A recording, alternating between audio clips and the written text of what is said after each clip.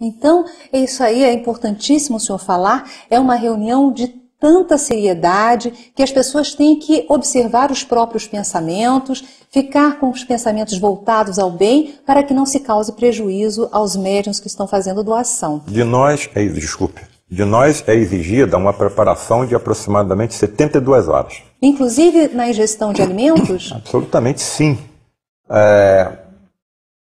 Absoluta abstinência de carne, com uma notável exceção. Eles permitem a ingestão de carne de peixe. Muito interessante. Nós sabemos que é rica em fosfatos. E as primeiras manifestações da materialização surgida na cabine, onde acha-se o médium em transe, são radiações eletromagnéticas luminosas.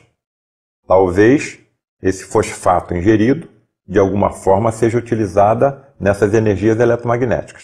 O senhor estava falando até dos riscos pelos quais os médiuns de efeitos físicos passam. Vamos conversar um pouquinho sobre isso. Quais os cuidados que o médium precisa ter, ele próprio, e a equipe que o auxilia nessa tarefa? Geralmente são pessoas hipersensíveis. Então a necessidade que essa compreensão já surja dentro do próprio lar. Algumas pesquisas dentro do campo da parapsicologia, feitas na antiga cortina de ferro, quer dizer, países ateus, até onde se conhecia até então, demonstraram que 7% dos humanos apresentariam algum tipo de mediunidade exuberante. Médiuns todos somos. 7% são os médiuns com essa exacerbação da sua mediunidade, exteriorização. Dentro desses 7%, o menor contingente seriam os médiuns de efeitos físicos. A equipe que compõe essas reuniões tem que ser uma equipe muito conscientizada da responsabilidade que assume.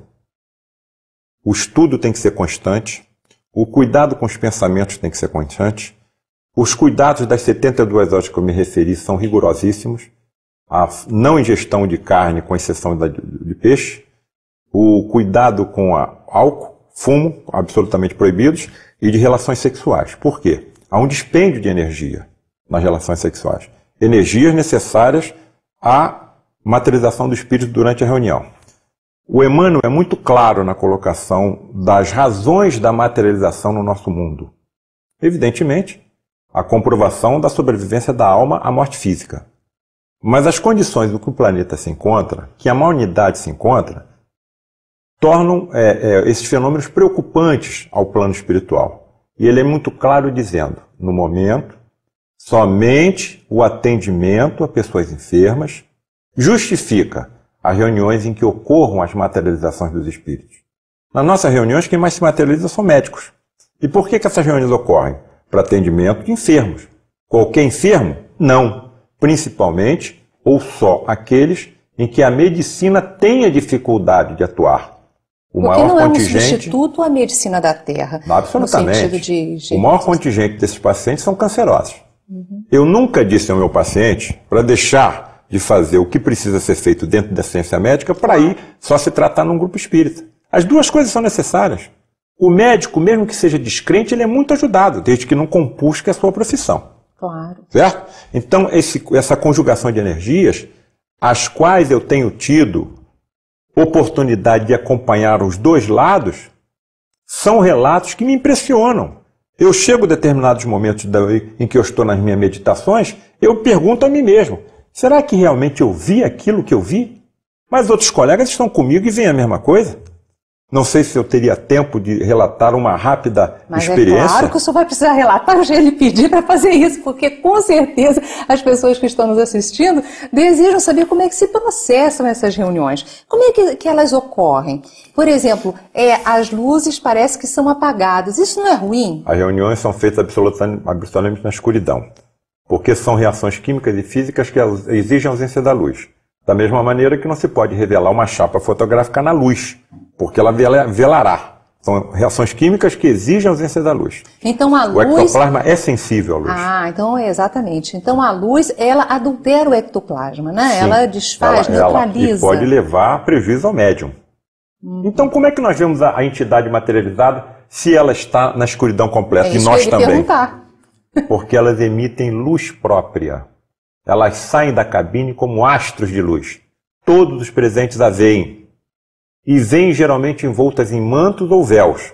E foram esses mantos e véus que cobrem a entidade materializada e confeccionados também com ectoplasma que deram origem no passado às histórias de fantasmas cobertos por lençóis. Como é que então a reunião ocorre na sua instituição?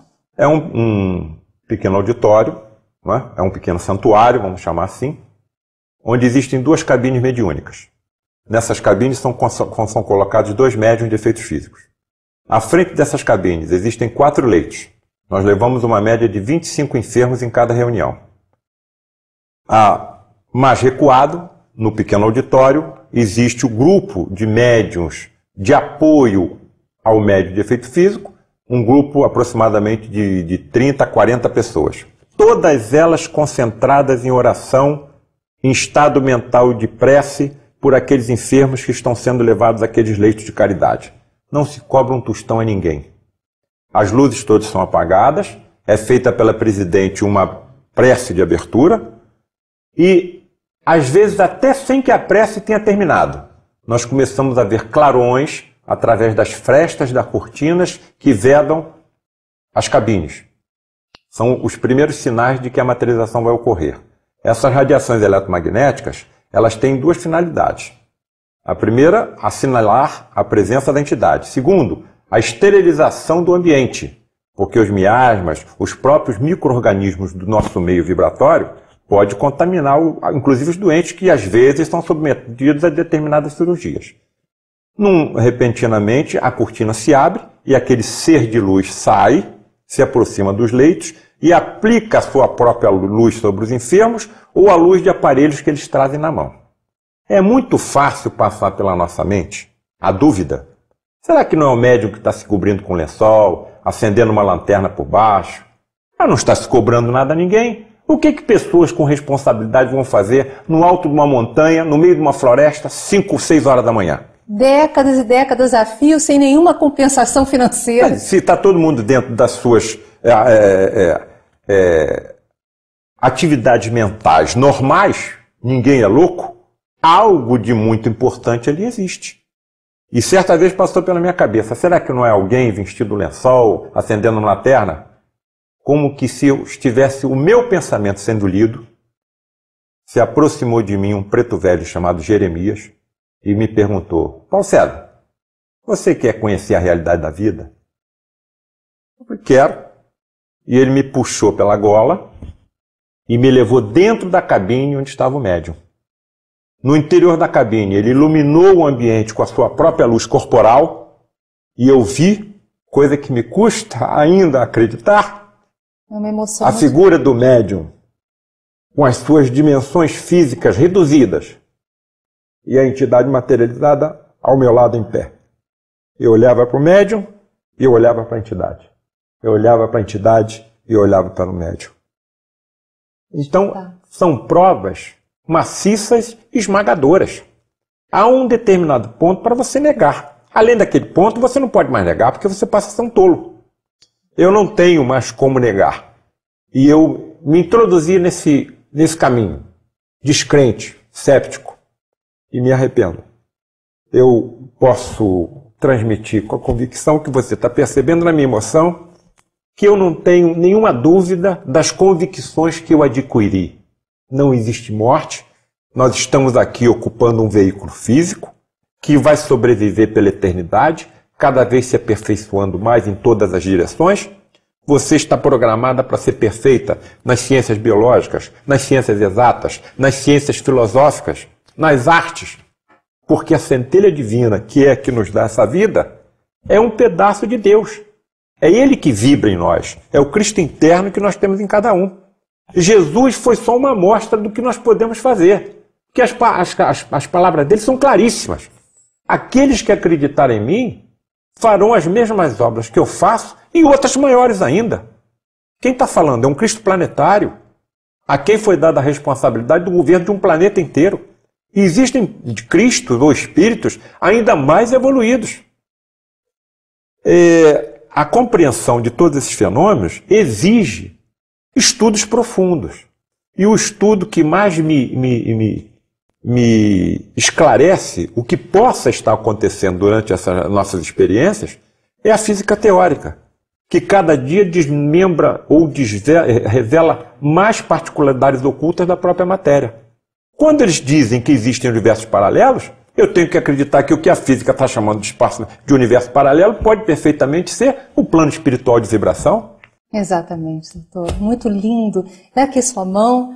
Eu agradeço muito a sua vinda ao nosso programa e eu tenho certeza que aqueles que estão nos assistindo estão se sentindo muito bem, felizes, porque tudo isso que o senhor nos falou nos diz que, na realidade, os nossos entes queridos que partiram estão vivos. Nós vamos um dia nos encontrar com eles, que a morte não existe, não há como escapar da vida.